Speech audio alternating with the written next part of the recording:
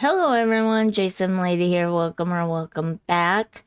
Today we are doing another refresh, redecorate for the save file. This time the very orange house from the one color house challenge that I did last year. I don't like the color orange, so I kept very little of the orange. But I did keep basically everything as it was because I think it's the perfect 70s house. I think it just gives a really great 70s vibes, and I love that about this house. I absolutely adore this house, hence putting it in the Sims 4 save file. But I did not like all of the orange, and I did not want to put it in the save file with literally everything being orange. So I did some redecorating, recoloring to kind of introduce other colors and modernize it slightly, but keeping that very 70s vibe to it. Let's get into that right now. So to start out with, I got rid of the orange siding. This time I went from the outside in, or at least on the actual house itself, I went from the outside in. If you watched my renovation redecorate of the blue house, I started kind of at the pool, but then I went inside and worked my way out because I thought I was gonna leave the blue. This time I knew I was getting rid of the orange and I wanted the outside to kind of set the tone for what I was gonna be doing inside, so I worked my way from the outside in this time. Also, I wanted to make sure it fit in with the neighborhood, and I didn't want to start doing something inside and not have it match the outside. Is that weird? I'm pretty sure I heard or read somewhere that the inside of your house is supposed to mesh well with the outside. Like you're supposed to carry the colors and the decorating style and the architectural style that's on the outside through into the house, if that makes sense. So, like, if you went with a modern, very modern black and white palette on the outside, you should also carry that through sort of the inside of your house too. Not that everything has to be black and white, but the base of your decorating inside has to be black and white. Does that make sense? I don't know if that still holds true these days or if that was just something someone felt and they wanted everyone else to believe that that was the rule or not. But like, I always think, ever since I heard that, I always think in those terms, like my decorating, what I do to the outside should match and or carry through to the inside. So like, I wouldn't put a wild English garden in my yard and then have all modern stone and glass in the house because they don't mesh well. They don't vibe together very. I mean, you could. You could get them to work together. But like doing only English garden outside around your house and then having the inside ultra hardcore modern would be weird, I guess. Let me know down in the comments what you think about that.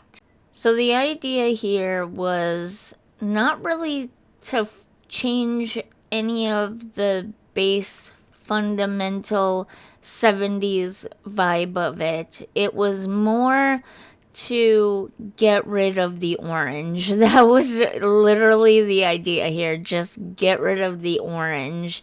The orange is very 70s, I know, but it was too much orange. I really don't like orange to begin with, and I've said that already, and I will continue to say that throughout the rest of the video. I hate orange, especially pumpkin orange. I just do not like it at all. And so I needed to get rid of it as much as I possibly could. But also, you can still have that very 70s vibe and still use fairly 70s colors and color palettes and still have it be modern. You don't have to use that bright pumpkin orange. You can use a more modern pastel coral color, for instance, or you can introduce some of that minty green that I'll talk about more later in the video, that you see in the kitchen and dining space. The yellow is the only color that was more vibrant and bold and closer to the true 70s palette. And I kept that because I do think yellow has its moments in other time periods as well. And let's be honest, it's not strictly reminiscent of the 70s. Like I said, it has its place, its spot in other time periods as well. You would never look at something yellow and go, oh, that's from that time period. You know, it fits in well in the 70s with the avocado greens and the pumpkin oranges. Well, I guess it wouldn't necessarily be pumpkin orange. It would be somewhere between pumpkin orange and maybe an orangey terracotta color, I think, if I'm remembering correctly. But you know what I'm trying to say. Yellow fits. It fits everywhere. It fits always. I'm not gonna sit here and pretend that I love yellow, because I don't love yellow either. But I like it slightly more than I like pumpkin orange. If that's okay to hate something but also like it more than something else, so I'm willing to use it. You know what I'm saying?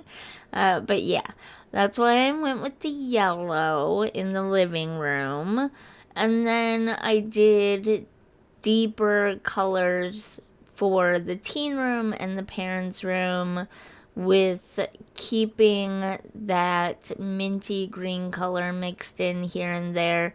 The mint green is not necessarily 70s, it's just that it's more reminiscent of the 70s, especially when you keep a little bit of yellow here and there, and you keep the other 70s elements and vibes, you know?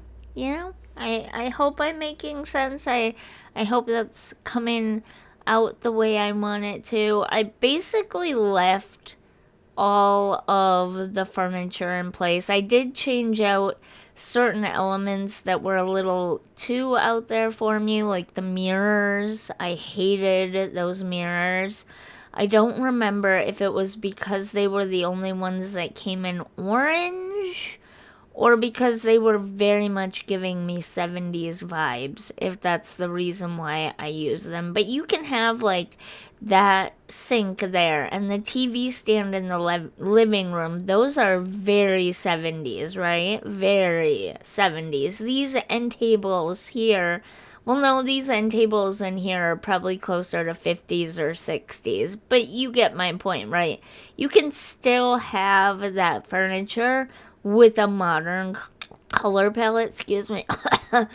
The last remnants of that cold are still trying to take my vocal cords down every now and then. Excuse me. Anyways, you know what I'm trying to say, right? Like, the minty green is a throwback to the avocado green, but softer, more pastel, more millennial, I guess, as maybe unfortunate as that is to some people, millennial mint green and millennial pink and millennial gray. Like, the gray is sad, yes, and we all fell for it for a while. But what's wrong with the mint and the pink? I think those are cute colors, and they have their place in various different time periods as well. You wouldn't necessarily look at those and go, oh, that belongs to that time period, the way you would look at pumpkin-ish orange and avocado green and go, oh, that's a 70s house. You know what I mean? I'm honestly doing a ton of rambling just because I'm doing this video at the last minute. I've had some computer issues. I've sort of figured out my internet issue, and I've been doing some updating of stuff on my computer, like drivers and software and stuff like that, which has helped some. I do just think that I have a bad Wi-Fi card, period. It's a terrible card. It gets bad reviews. People have been having all sorts of connection issues with it. It's just an all-around bad card. And then on top of it, what's it called? OneDrive, the Windows cloud service has been aggressively backing up mine and my daughter's various computers that we have, because I have a laptop and a desktop computer and she has a laptop. So between us we have 3 computers, and it especially aggressively backed up her laptop. And then every time it reactivates itself, which it did with a recent Windows update, it starts downloading everything from her computer onto my computers. All of her files, everything. It even changed the BIOS on my desktop here. So this computer does not run properly and has not run properly since I started it up because of OneDrive. It's been a mess. And I think that my Wi-Fi card kind of fell victim to that a little bit as well. And on top of it, it's just a bad Wi-Fi card. So all sorts of problems, but we're getting through it slowly. I'm getting things figured out, and I will update the Wi-Fi card, and we're done with the speed build portion. Let's get into the walkthrough now. And here you have it. Still very 70s inspired, but definitely more modernized. We've got solar panels up here. We've got a little bit of a black and white aesthetic going on in the front. I did keep some of that deserty orange and tan in some areas because it fit in really nice with both the house and the surroundings here. So I did keep that as a little bit of, you know, a throwback to the original house, but also keeping it very 70s. We've got the garage here. It's a little bit more garage-like now. We've got the teen bedroom here, which is less 70s, but still fits in pretty well with the house. I kept everything in this room the same because it's a kid's room. It is like the ultimate perfect kid's room for a house like this, and so I just kept everything the same but recolored it a little bit to modernize it a little bit. I did keep some of that minty greenish from the 70s that you sometimes got in certain areas as a little bit of an accent. But I definitely went more mature and more modern and less heavy-handed with the 70s in the parents' room and the bathrooms here. I introduced some other colors in the living room and kitchen, that minty sort of greenish blue color, yellow to bring a little pop of something else in here. Kept the orange in here as the walls, again, just to keep that 70s vibe going a little bit, and it kind of matches. It draws in the orange from the rugs. We updated the flooring so it was a nice modern tan brown, neutral, that's the word I was looking for, neutral brown color.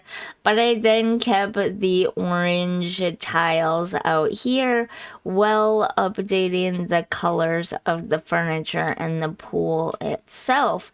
I think it turned out really well. I still really love this house. I would totally live in this house in real life if I could. I think this is a fantastic house. I hope you also enjoy this house. If you do, don't forget to like and subscribe, and I'll see you in the next one. Bye!